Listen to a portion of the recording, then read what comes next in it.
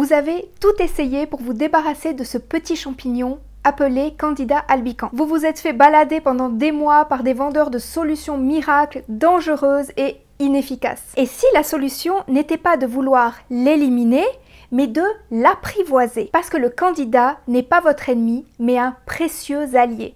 Vous êtes prêts? Alors c'est parti!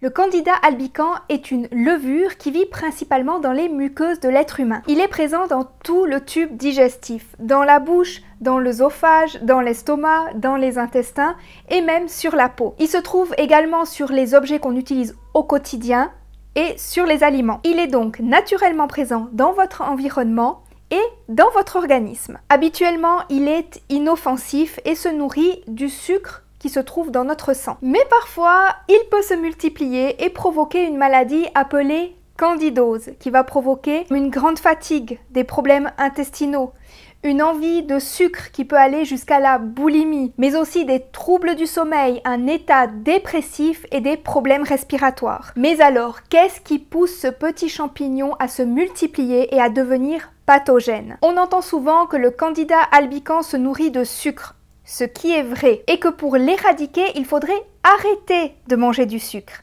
Et c'est là que le bât blesse. Si cette façon de faire était réellement efficace, eh bien plus personne n'aurait de problème de candidose, vu que c'est la solution miracle qu'on vend à n'importe qui souffrirait de cette maladie. Et pourtant, de nos jours, cette pathologie reste récurrente et est de plus en plus difficile à éradiquer. Mais avant toute chose, il faut se rappeler que le Candida albicans est un faux ennemi, puisqu'en temps normal, notre corps travaille en symbiose avec lui. Il entre en jeu dans le maintien de la bonne santé. Le Candida dans notre sang n'est pas un ennemi, mais bien un ami qui va nous permettre de baisser le taux de sucre sanguin. En fait, c'est une bouée de secours au cas où le pancréas ne serait plus capable d'abaisser notre taux de glucose sanguin. En d'autres termes, si notre organisme n'est pas capable de réguler notre taux de glucose sanguin, donc de l'abaisser, à ce moment-là, le Candida va entrer en jeu. Ce micro-organisme est donc indispensable à notre survie et nous ne devons jamais essayer de l'éradiquer complètement. Il faut simplement essayer de comprendre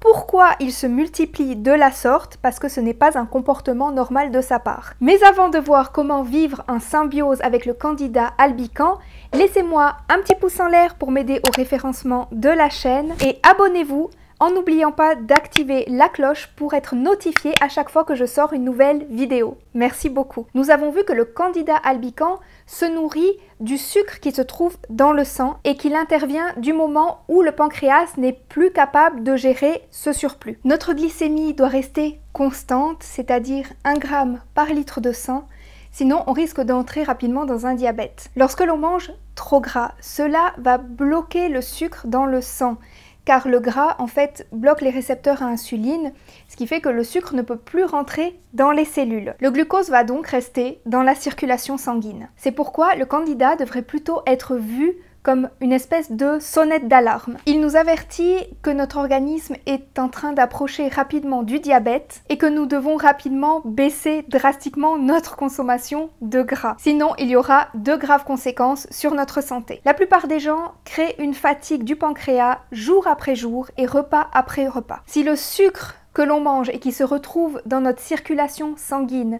est directement acheminé vers les cellules, il n'y a aucun problème d'un trop-plein de glucose dans le sang. Maintenant, s'il y a un excès de glucose dans le sang, le Candida va rapidement se multiplier. Il va consommer l'excès de sucre, ce qui va rapidement amener des symptômes inconfortables et des problèmes de santé. Mais du moment où le niveau de sucre va redescendre, le Candida va faire de même. C'est une réaction tout à fait normale qui fait partie de la physiologie humaine. En temps normal, il ne pose aucun problème de santé et aucun symptôme inconfortable. Si vous mangez beaucoup de gras, le gras reste très longtemps dans le sang, ça peut aller de 12 à 24 heures, ce qui va empêcher le sucre d'entrer dans les cellules et permettre au Candida de se multiplier. Ici, à nouveau, comme dans beaucoup de cas, notre médecine moderne va soigner le symptôme en privant le Candida de sucre. Mais par la même occasion, nous allons priver toutes les cellules de notre corps de son précieux carburant. Nos cellules ont un besoin vital de glucose. Donc on va exclure le sucre et par la même occasion les fruits, vu que c'est la nourriture principale du candidat, mais on ne va pas essayer de comprendre la cause sous-jacente de tout ce processus, qui est tout simplement une surconsommation de gras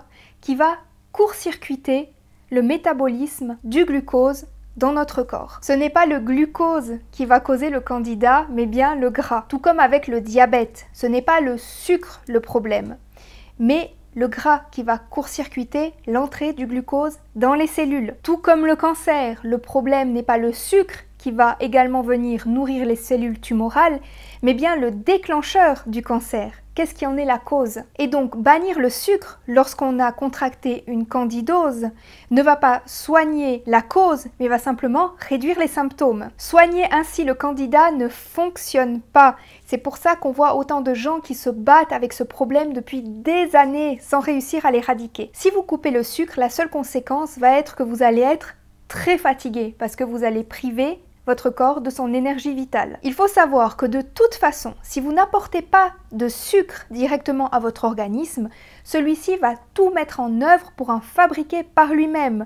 Il va transformer les protéines, il va transformer les graisses et donc du glucose, vous en aurez de toute façon parce que sans ça, vous allez mourir. Le processus de transformation des lipides et des protéines en glucose s'appelle la néoglucogénèse. Nos cellules ne peuvent tout bonnement pas survivre sans sucre. Si notre corps, respectivement notre cerveau, est privé de sucre, cela va entraîner des convulsions, le coma et aller jusqu'à la mort. C'est ce qui se passe avec les personnes qui sont diabétiques de type 1. Si leur taux de glucose sanguin baisse trop, elles vont convulser, elles vont tomber dans le coma et elles vont finir par mourir si on ne leur administre pas des doses de glucose. La solution pour sortir de ce cycle infernal du candida albicans n'est donc pas de réduire le sucre, mais de réduire le gras. Lorsqu'il y a un abaissement du niveau de gras dans le sang, le sucre va de nouveau pouvoir être correctement distribué à toutes les cellules. Le sucre ne sera donc plus en trop grande quantité en circulation dans le sang. Si les personnes souffrant de candidose suivaient une diète tout simplement moins riche en graisse, beaucoup remarqueraient que leurs problèmes seraient réglés en quelques jours. Bon, bien entendu, seulement du moment où la fatigue pancréatique qui aura été provoquée donc par tout ce processus serait également résolue. Parce que c'est sûr que si ça fait des années que vous mangez une alimentation très grasse, ça va pas se régler en 2 semaines. En tant que végane, mangeant énormément de glucides, énormément de fruits. On a toujours eu très peur pour moi, par exemple mes professeurs, lorsque j'ai suivi mon cursus de nutrition, ils ont toujours eu très peur que je contracte la candidose. Ce ne fut pas mon cas, parce que malgré le fait que mon alimentation est très riche en glucides, elle est très pauvre en graisse. C'est également ce qui me permet de maintenir un poids sain en toutes circonstances. Via Felicia à tous!